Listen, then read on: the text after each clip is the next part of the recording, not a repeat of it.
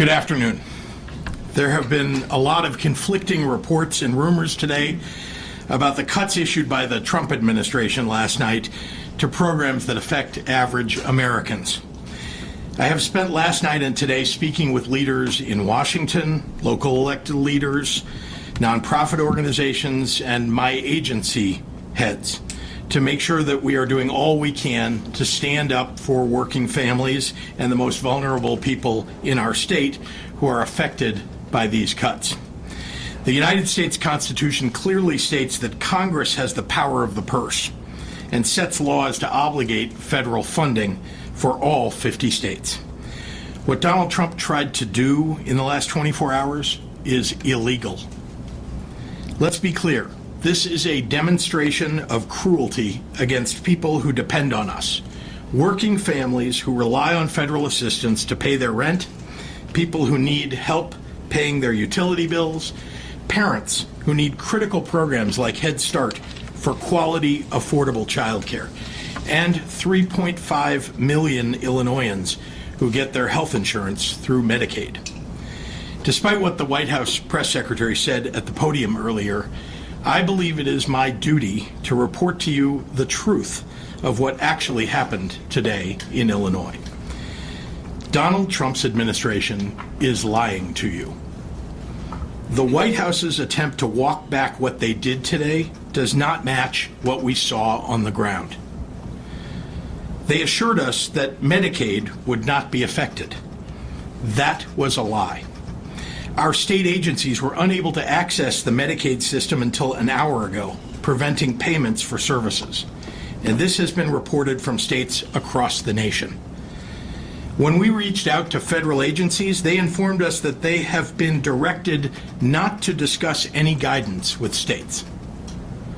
They have canceled previously scheduled meetings for this week. The White House assured us that Head Start would not be affected.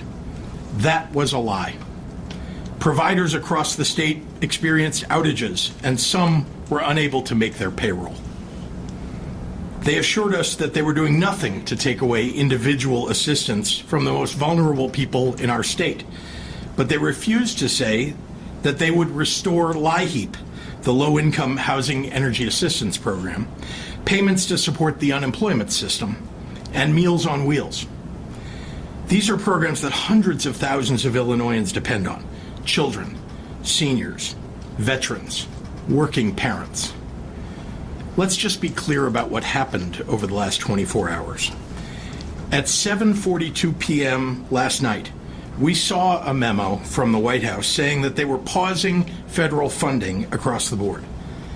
This morning, along with all 50 states across the country, we discovered that our ability to access critical federal funding had been cut off.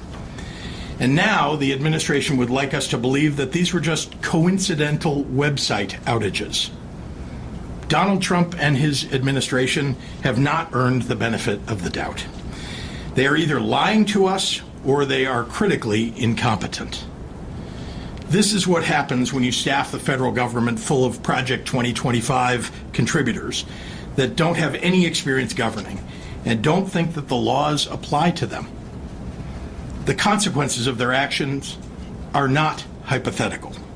They are not numbers on a spreadsheet. These are real people, ordinary Americans struggling to afford groceries, rent, and health care. Donald Trump promised to lower prices for average Americans his first week in office. Name one thing that he's done to accomplish that. Prices have gone up, not down. Let me say this in no uncertain terms. What the president is trying to do is illegal. Let me say that again.